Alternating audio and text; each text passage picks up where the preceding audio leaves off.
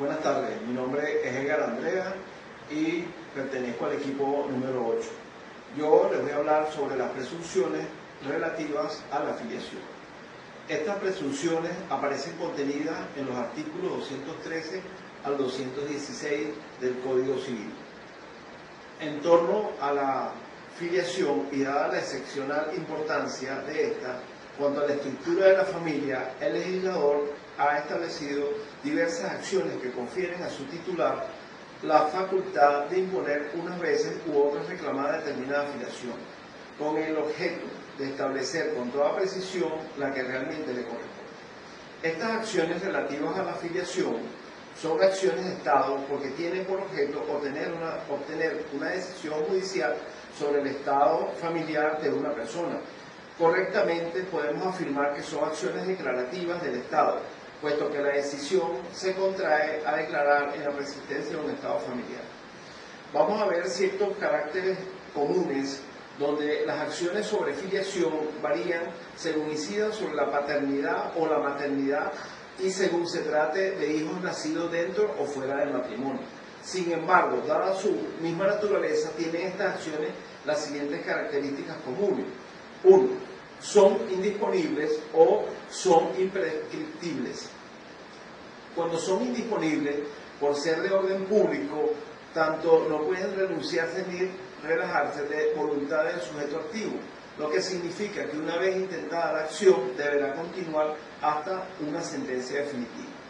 La doctrina se pronuncia, no obstante, por admitir la indisponibilidad solo en el caso que exista interés moral en el sujeto activo, pues cuando haya únicamente interés económico, opina que sí se puede disponer de la acción y señala que hay interés económico cuando la demanda es interpuesta no directamente por el interesado, hijo, padre o madre, sino por los herederos de él.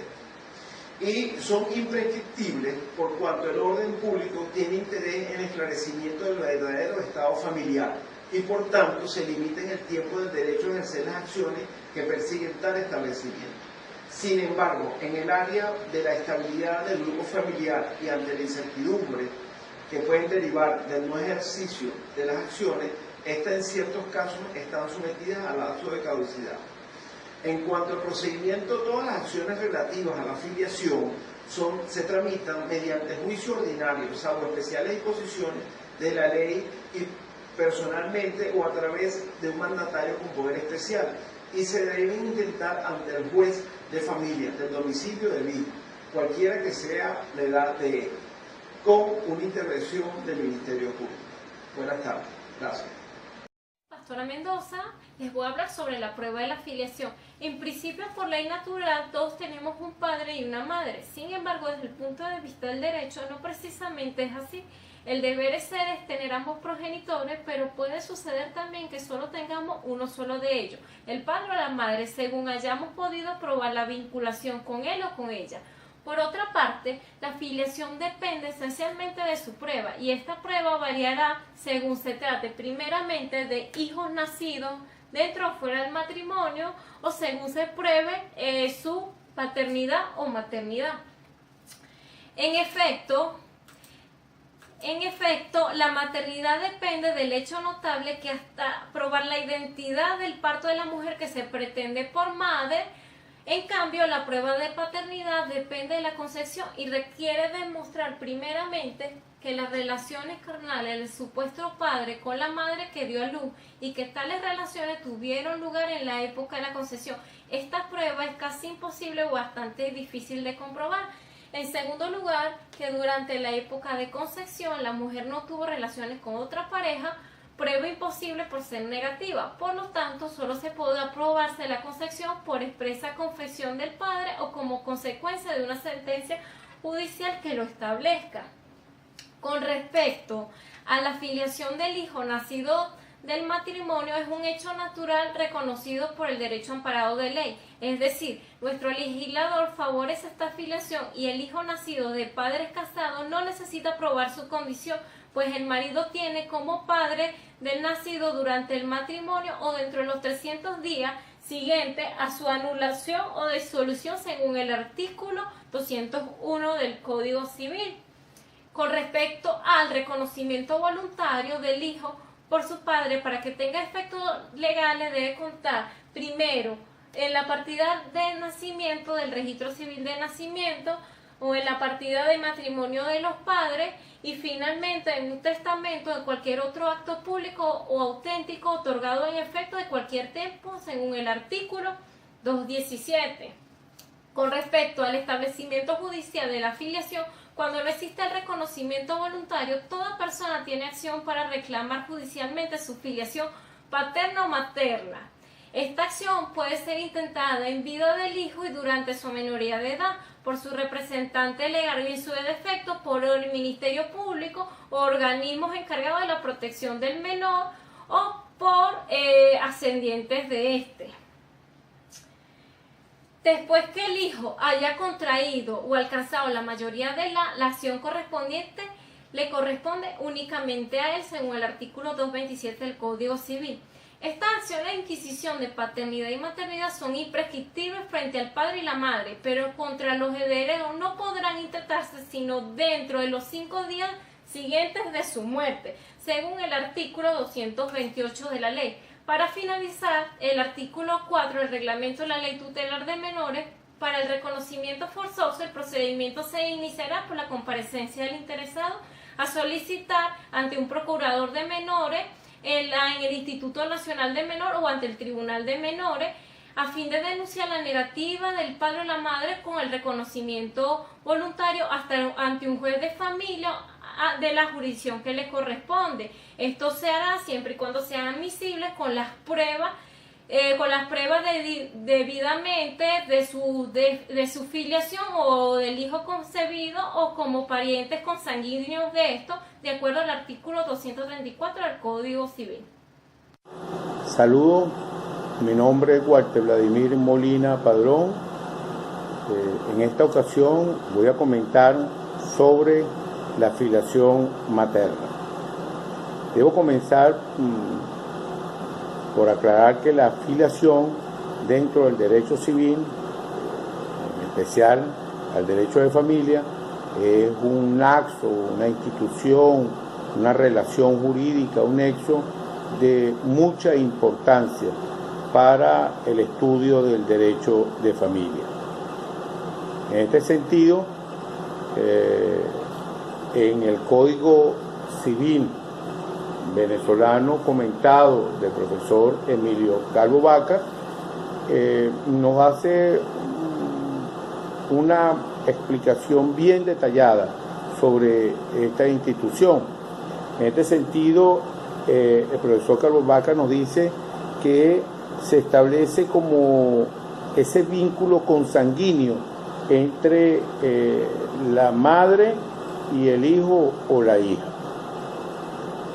Por lo tanto, desde ahí comienza una relación muy importante para el derecho.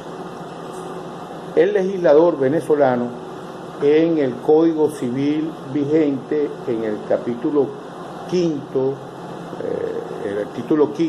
capítulo primero, nos dice en 4 artículos, a saber el 197, 198, 199 y 200, las pautas que se establecen para la filiación materna. En él nos dice que la partida de nacimiento, que ese documento que debe ser protocolizado ante un registro civil, representa el dato filiatorio más importante entre la madre y el hijo. Pero el artículo 198 nos dice que en el defecto de la partida de nacimiento, el reconocimiento de la maternidad y la posesión de Estado se establece también como 2 pruebas de filiación materna. De manera que el concepto aquí está bien determinado en nuestro Código Civil venezolano. La filiación materna posee unas características que son muy importantes. A saber, es menos complicada que la filiación paterna para su determinación y para su prueba. Obvio, existe una relación al nacer el niño con respecto a la madre que no tiene discusión. esta filiación materna nos dice que el Estado está obligado a reconocer y a empujar a que se dé la relación de filiación materna. Pero en aquello de la progresividad del derecho, en el artículo 17 de la Ley Orgánica de Protección de Niña y Adolescente, se nos dice que el derecho a la filiación es un derecho establecido y que al momento de hacerse la identidad del niño ya se está generando el derecho a la filiación. Por lo tanto, la Ley Orgánica de Protección del Niño y Adolescente viene a complementar lo que no está establecido en el Código Civil. Muchísimas gracias. Saludos, Neimi González, estudiante de la Universidad Yacambú, una carrera de Derecho. En este momento miembro del grupo número 6 de Civil Familia, y me corresponde disertar sobre la prueba de filiación y paternidad en la paternidad. En este sentido quiero manifestar que en Venezuela el Código Civil, en el título 5 del capítulo 2, desde el artículo 201 al 212, establece todo lo relativo a la determinación y prueba de filiación paterna. En este sentido, el legislador sabiamente configuró una relación entre el tiempo y los supuestos legales que corresponden a esta materia. Tenemos así también que el legislador establece las razones e impugnaciones que nacen o se derivan de esta relación, de esta figura. Se puede decir que en esta institución son distintos las pruebas según se trate de hijos habidos en matrimonio o fuera de esta. Tenemos entonces que en el matrimonio es comprobada la Bueno, mi nombre es Mayra Solar. Para comenzar, podemos decir que el desconocimiento de la paternidad no es más que la falta de aceptación de ese vínculo que puede surgir entre un padre y un hijo. Para que se dé el desconocimiento de la paternidad, primero debe existir la presunción de la misma, es decir, que no tenga la certeza que exista ese vínculo, por la cual se utilizará el mecanismo de desconocimiento de paternidad que tiene por objeto desvirtuar la presunción de la paternidad, y para ello tiene que demostrar lo contrario al fundamento de la presunción. Por lo tanto, el fundamento legal lo tomaremos de nuestro Código Civil venezolano en su capítulo 2, que dice de la determinación y la prueba de filiación paterna. En primer lugar tenemos el artículo 201, que expresa que el esposo es el padre del hijo nacido durante el matrimonio o dentro de los 300 días siguientes de la disolución o anulación del matrimonio. Sin embargo, el marido puede desconocer probando ante el juicio que no ha sido físicamente posible tener acceso a su esposa, o durante el periodo de concepción vivían separados. Cabe destacar que el hijo nacido dentro de los 180 días después de la celebración del matrimonio, el marido, y después de su muerte, los herederos podrán desconocer con la simple prueba de la fecha del matrimonio y la del parto, salvo en casos los siguientes. El marido puede tener conocimiento del embarazo de su futura esposa. También puede haber hecho un acta de nacimiento o comportándose como el padre del infante, o que en este caso el hijo no nació vivo. En el artículo 203 establece que el marido también puede desconocer al hijo que haya nacido después de los 300 días de haber presentado la demanda de nulidad del matrimonio, del divorcio o la separación de cuerpo, si hubiese transcurrido los 180 días a contar desde la fecha en la que quedó definitivamente la sentencia firme de dicha mecanismo. Para cuando desconocer la paternidad, cuando el hijo alegando cuando el marido alegando su impotencia de forma permanente.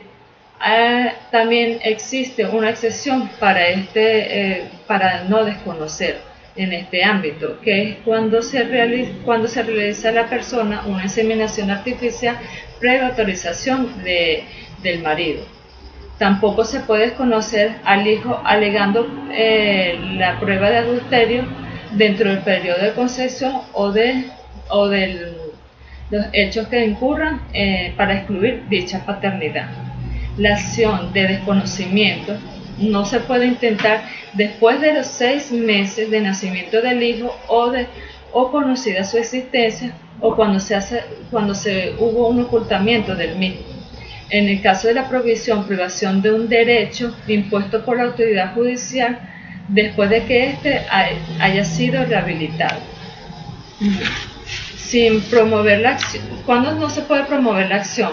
Cuando el marido muere sin haber promovido esta acción. En este caso le tocaría a sus herederos tener 2 meses para impugnar esta paternidad, contados desde el día que el hijo haya entrado en posesión de los bienes del cual los herederos hayan sido turbados por aquel hecho realizado. La acción para impugnar la paternidad se intentará conjuntamente contra el hijo y contra la madre del mismo. Y en tal caso que el hijo esté entredicho, el tribunal tiene que asignar un tutor para que sea representante ante el juicio. Hola, ¿qué tal? Mi nombre es Antonio Mendoza y les voy a hablar acerca de las acciones de la filiación en la materia Derecho Civil Familia y pertenezco o soy integrante del equipo de trabajo número 8. Las acciones de filiación. ¿Qué son las acciones de filiación y para qué sirven? Tienen su base legal en el artículo 226 del Código Civil e indica que toda persona tiene acción para reclamar el reconocimiento de su afiliación materna o paterna. Cuando hablamos de acción, entonces, estamos hablando de un derecho que tiene toda persona para reclamar el reconocimiento de su filiación. La catedrática Isabel de Luigi indica que las acciones de filiación son acciones declarativas de Estado, es decir, para decidir sobre una situación particular y están orientadas a obtener una decisión judicial, muy importante esto, una decisión judicial que determine la filiación que siempre ha correspondido a una persona y que está reclamando ese derecho. Es decir, son acciones entonces que implican una controversia jurídica precisamente sobre la filiación. Las acciones de filiación se encuentran estrechamente vinculadas con las acciones judiciales, ya que es a través de este mecanismo que pueden ser propuestas y resueltas.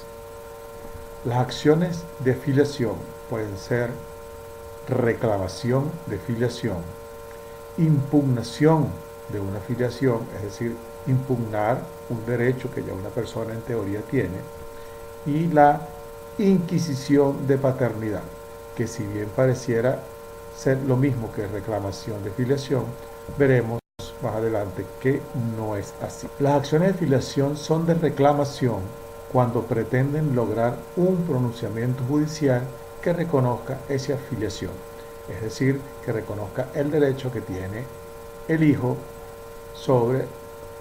de ser reconocido como tal por el padre o por la madre. Por el contrario, son de impugnación cuando tienden a lograr que se niegue una pretendida filiación, es decir, esa persona ya tiene la filiación o ser reconocido por un hijo como hijo de una madre o de un padre, y unos terceros impugnan esa afiliación indicando que está indebidamente atribuida. La inquisición de paternidad, ¿a qué se refiere cuando decía anteriormente que era diferente al reclamo? La inquisición de paternidad procede cuando el hijo es nacido fuera del matrimonio y no ha sido reconocido voluntariamente por su padre. al no ser reconocido, repetimos, voluntariamente por su padre, entonces procede una inquisición para establecer la filiación entre el hijo y la persona que dice pretende ser su padre. ¿Cuáles son las características de la acción de filiación? El Código Civil establece en sus artículos 26 y siguientes que la reclamación o el libelo debe ser presentado ante un juez de primera instancia en lo civil competente en materia de familia, siempre apoyado por el Ministerio Público. Las acciones de filiación son de orden público, son imprescriptibles, salvo excepciones que establece el mismo código. Esto es todo por los momentos. Hasta una próxima oportunidad. Muchísimas gracias.